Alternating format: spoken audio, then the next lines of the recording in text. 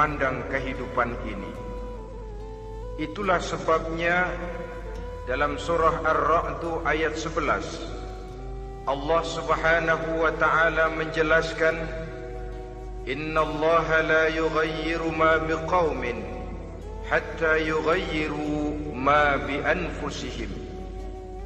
Allah Subhanahu wa ta'ala tidak akan mengubah nasib dan keadaan satu kaum sampai kaum itu berusaha mengubah apa yang ada di dalam diri mereka sendiri. Yang ada di dalam diri itu tentu tidak lain adalah rule of thinking, bahasa kerennya state of mind, kata orang Kulon. Cara berpikir, cara memandang kehidupan yang akan sangat mewarnai cara orang menjalani kehidupan itu sendiri. Oleh karena itu, pada pertemuan kali ini kita akan membicarakan tentang dasar dan tujuan hidup dari seorang muslim di dalam kehidupan ini. Yang pertama, tentang dasar dan landasan hidup. Seorang muslim tak dapat lain mendasarkan kehidupannya dengan Islam. Di dalam mendasari kehidupan dengan Islam ini, Allah Subhanahu wa ta'ala menuntut, Ya ayyuhalladzina amanu dkhulu fis silmi kafah. Hai orang-orang yang beriman, masuklah kamu ke dalam Islam itu secara total, secara utuh, secara seluruhnya. Jangan separuh-separuh, jangan sepotong-sepotong. Mendasari hidup dengan Islam artinya menjadikan Islam sebagai way of life, sebagai rule of thinking, sebagai state of mind di dalam kita memecahkan problema-problema kehidupan, sehingga tidak satu persoalan hidup yang bagaimanapun kecilnya sekalipun yang tidak tersentuh oleh nilai-nilai ajaran agama Islam ini.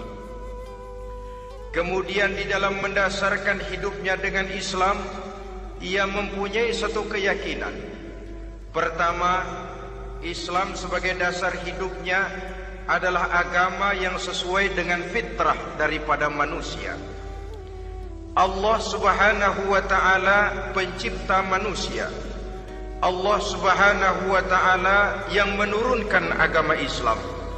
Oleh sebab itu, tentu saja seluruh konsepsi Islam ini sudah diukur sedemikian rupa sesuai dengan kemampuan yang dimiliki oleh manusia.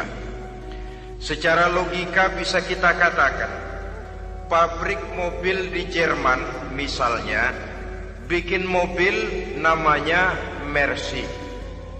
Seiring dengan itu dikeluarkannya buku petunjuk. Mobil ini bernama Mercy, kecepatan maksimal sekian ratus kilometer per jam, daya angkutnya sekian ratus kilogram. Kalau rusak memperbaikinya ini onderdilnya itu umpamanya. Karena pabriknya yang bikin mobil, lalu pabriknya juga yang mengeluarkan buku petunjuk, tentu buku itu sesuai benar untuk mobilnya. Dan logika mengatakan, tidak bisa kita punya mobil Mercy rusak, kita perbaiki dengan menggunakan buku petunjuk yang dikeluarkan oleh pabrik mobil Fiat. Tentu saja mobil makin rusak, acak-acakan dan tidak karu-karuan. Ini artinya, jikalau manusia ingin baik, jikalau manusia ingin mencapai sesuatu yang bernama bahagia, dia harus mengikuti petunjuk yang dikeluarkan oleh yang menciptakan manusia. Dan petunjuk-petunjuk itu telah turun dalam satu konsepsi yang bernama Islam yang sesuai dengan fitrah manusia. Yang kedua, oleh karena keyakinannya bahwa Islam sesuai dengan fitrah manusia, ia pun berkeyakinan bahwa Islam adalah agama untuk seluruh manusia, universal. Walaupun ia diturunkan di tanah Arab, tetapi ia bukanlah agama hanya untuk orang Arab semata-mata. Keyakinan ini perlu ditegakkan kembali. Oleh karena akhir-akhir ini muncul pendapat-pendapat yang menganggap seolah-olah agama itu barang impor. Persilahkan saja kalau memang itu merupakan keyakinannya, tetapi menganggap agama sebagai barang impor sungguh merupakan satu kekeliruan yang sangat besar. Bahwa Arab sebagian besar memang Islam, jelas. Tetapi Islam bukannya Arab, itu pun harus kita akui. Kita bisa menjadi Muslim yang baik tanpa perlu menjadi orang Arab. Dengan kata lain, kita bisa menjadi Muslim yang baik dengan tetap menjadi warga negara Indonesia yang baik. Bahwa Al-Quran diturunkan dalam bahasa Arab oleh karena memang ia turun di tanah Arab. Buktinya apa? Walaupun Quran dalam bahasa Arab, tidak satu pun ayat Quran yang ditujukan kepada orang Arab semata-mata. Tidak ada ayat ya ayyuhal arabiyun, hai orang-orang Arab. Tidak ada. Yang ada malah ya ayyuhan nas, wahai manusia. Manusia yang mana? Yang mana saja asal merasa manusia. Kalau tidak merasa manusia, tidak usah terpanggil dengan ayat tadi. Maka dalam mendasari hidup dengan Islam, kita berkeyakinan Islam adalah agama untuk seluruh manusia.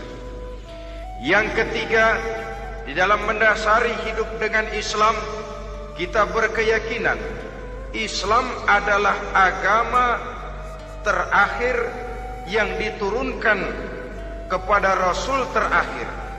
Tidak ada Rasul dan Nabi sesudah Nabi Muhammad, dan tidak ada agama lagi sesudah agama Islam. Dasar-dasar keyakinan ini melembaga dalam pribadi kita, membentuk satu keyakinan yang mendasari kehidupan ini, sehingga tidak satu problema yang bagaimanapun kecilnya dalam kehidupan yang tidak tersentuh oleh nilai-nilai Islam. Sejak kita tidur sampai kita bangun tidur, bahkan tidur itu sendiri dan seluruh kegiatan kehidupan yang kita laksanakan dalam 24 jam, tidak satu pun yang tidak tersentuh oleh nilai-nilai Islam. Inilah pandangan hidup Muslim. Jawaban seorang Muslim terhadap problema-problema kehidupan yang dihadapinya, yang di dalam menjawab problema itu ia Islam oriented, berorientasi kepada nilai-nilai Islam. Apa kata Islam tentang pekerjaan yang dihadapinya? Halal kata Islam, halallah dia katakan.